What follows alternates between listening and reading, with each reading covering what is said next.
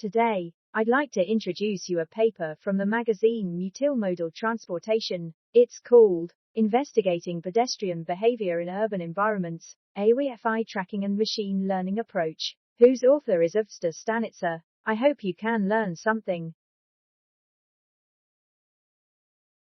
Urban geometry plays a critical role in determining paths for pedestrian flow in urban areas, to improve the urban planning processes, and to enhance quality of life for end users in urban spaces. A better understanding of the factors influencing pedestrian movement is required by decision makers within the urban design and planning industry. The aim of this study is to present a novel means to assess pedestrian routing in urban environments as a unique contribution to knowledge and practice. This study enhances the body of knowledge by developing a conceptual model to assess and classify pedestrian movement behaviors, utilizing machine learning algorithms and location data in conjunction with spatial attributes, and extends previous research by revealing spatial visibility as a driver for pedestrian movement in urban environments. The importance of the findings lies in the perspective of revealing novel insights concerning individual preferences and behaviors of end users, and the utilization of urban spaces. The approaches developed can be utilized for observations in large-scale contexts. As an addition to traditional methods, application of the model in a high pedestrian traffic dense retail urban area in London reveals clear and consistent relationships amongst spatial visibility, individuals' motivation, and knowledge of the area. Key behaviors established in the study area are grouped into two activity categories: 1. Utilitarian walking, and 2. Leisure walking. The approach offers an insightful and automated means to understand pedestrian flow in urban contexts and informs wider wayfinding, walkability, and transportation knowledge.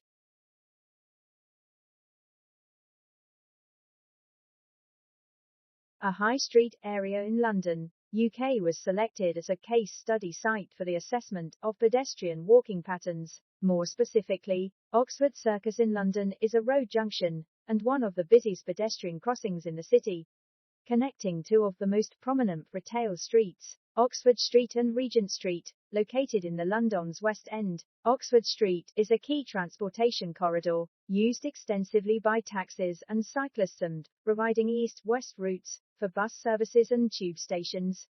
The Oxford Street district includes residential and retail areas, with commercial, office use. Regent Street is a major shopping street, containing flagship retail stores. Regent Street is c.1.3 kilometers long, while Oxford Street is 1.9 kilometers. Their intersection was transformed in 2011 from a segregated junction, with barriers with limited overflow of pedestrians, to an open diagonal crossing allowing pedestrians to follow their desired route. This change reflects a shift in street design towards the concept of integration and space sharing, as a way of improving quality of environments, further enhanced by removal of street furniture, and with as many shared, single, surfaces as possible. The study area location was chosen based on the availability of datasets, the mix of uses, and street networks connecting to wider residential areas. This therefore comprises an urban context, with significantly different conditions and potentials. While it presents environments similar to those found in many other cities and urban areas, the study area extent is defined by the location of the Wi-Fi nodes and their coverage. This includes all the streets located within the coverage area of the nodes. This is further explained in the following sections.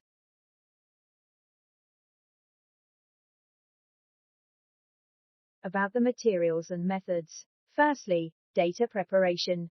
This study utilizes multiple data sources, allowing a number of spatial attributes to be explored. These data include pedestrian movement, urban geometry, and weather information data. All datasets selected, excepting the Wi-Fi location data, are publicly available data, described in Table 2. Data information reflects the category of information captured in each dataset, while geometry type and date describe the shape of the captured information and the time frame in which it was captured. Pedestrian movement data, obtained by Wi-Fi tracking, was provided by the Crown Estate, with data deriving from an earlier study, aiming to inform a base year model used to simulate existing pedestrian flow conditions and predictive impact of changes in demand or spatial layouts. The mobile data used covers the period August to October 2017, in total 22 days, incorporating 3,240,361 unique mobile users. The August period presents the biggest continuous data sample, and is the only period including weekend data collection. All the data handling, storage, processing, and presentation observe the data security and privacy requirements. As specified in General Data Protection Regulation on handling personal data and the protection of privacy, personal information was truncated via the system and converted to non-personal form, thus permitting collection of information without consent. The next is conceptual model. Location data were assessed using a data analysis conceptual model, developed based on the data collected. Analysis was performed on a daily resolution utilizing the following steps. Data pre-processing utilizing bespoke algorithm and space syntax methodologies was used to extract valuable information and to enrich existing datasets. Walking pedestrian characteristics, spatial visibility and weather information were mapped against individual points recorded via Wi-Fi tracking technique, described in detail in the following sections. Data preparation for k-means clustering analysis and model development. Data cleaning and normalization using outlier removal and mean-max scalar method. Multiple factor analysis to remove multi-dimensionality of the data, and to select key variables for the model. Analysis results, cluster analysis to extract key behavioral patterns, and identify classes of homogeneous profiles. Finally, based on the similarities returned by the clustering analysis, a data mapping exercise against these categories was undertaken to investigate three key hypotheses about the data pre-processing, following the conceptual model development. A bespoke algorithm written in Python was used to extract the variables calculated a point-by-point basis. The point-by-point method follows the pattern of subtracting the n plus 1 point from the m point to extract the absolute values. Where is the first recorded location of the device within the study area? A key limitation with the use of such big datasets is that the processing of information required polynomial run-time, and the researchers had to utilize the high-performance computer facility of Cranfield University to overcome this issue. 16 CPU cores were needed, with a 3-hour simulation time required per input CSV file. Finally, weather data were exported from a private weather station located in the area for each date. Then, choosing milliliters clustering method, k-means clustering algorithms are classified into several types based on their partitioning, density, and model. A clustering algorithm divides a physical or abstract object into a group of related things. A partition-based clustering algorithm is required in this study, as the goal was to exclusively segregate the input observations, so that each point belongs to one group only. The k-means algorithm has numerous advantages in comparison to other recognized methods, including simple mathematical concepts, rapid convergence, better scaling to large datasets, efficient handling of high-dimensional datasets, and ease of implementation. Additionally, this method can be applied in a broad range of fields, and it can be easily adapted to new examples. Lastly, data preparation for k-means analysis and model development. Cluster analysis was utilized to reveal walking behaviors, and to identify key groups in the case study area. Milliliters pattern mining techniques are generally used to identify unknown patterns within normalized datasets. Cluster analysis labels observations within assigned groups, or clusters, extracting key patterns, and identifying classes of homogeneous profiles. K-means algorithm partition data into clusters by minimizing the within clusters sum of squares. This method was chosen due to the nature of the input observations, and the manner by which this method exclusively segregates clusters, so as each point belongs to one group only, where each partition is represented by one cluster only, and k less than or equal to n.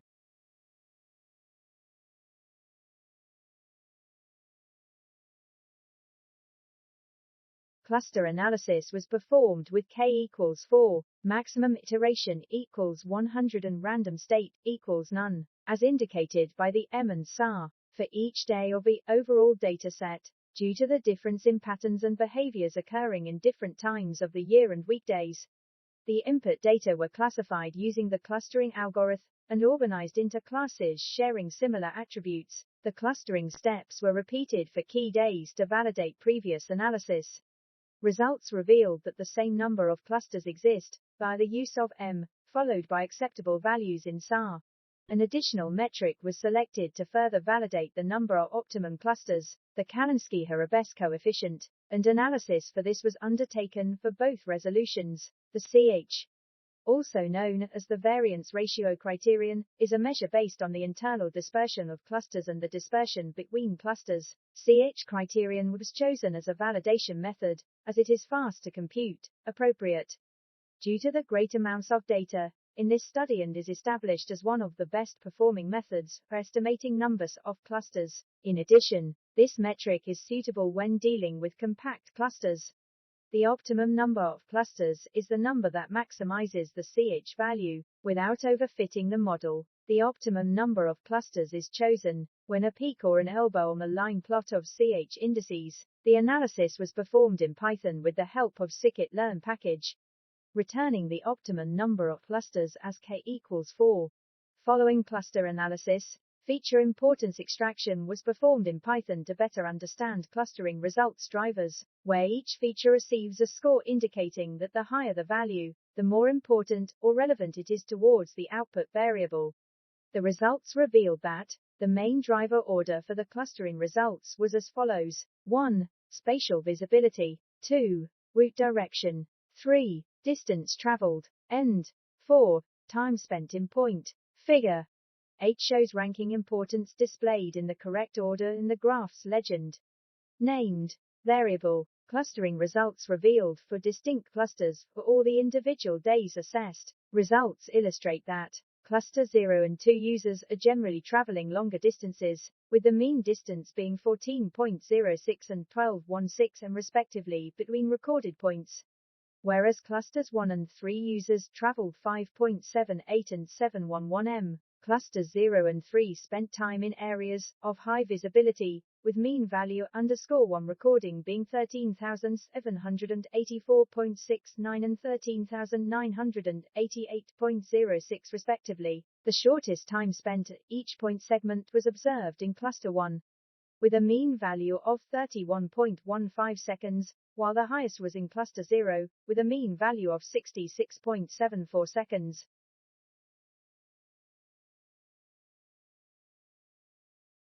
This paper broadens the understanding of the complex, multi-layered relationships occurring between urban space and pedestrians, via the combination of quantitative location data pertaining to end users, as well as quantitative spatial attributes, such as visibility.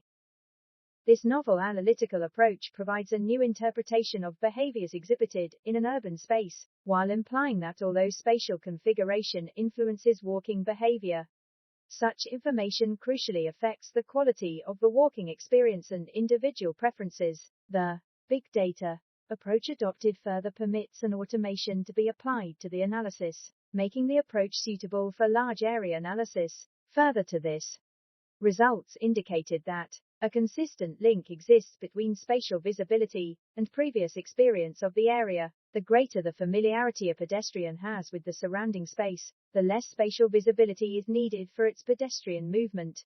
Validation of knowledge of the area was undertaken utilizing two additional hypotheses: 2. Visibility as a driver for movement, and 3. Knowledge of the area based on number of unique recorded devices. Results for clusters 0 and 3 indicated that their users prefer moving in locations with reduced visibility, approximately 65% less than those in clusters 1 and 2. In particular, spatial visibility for clusters 1 and 2 has an observed mean value of up to 38K, while clusters 0 and 3 revealed mean values of 13K.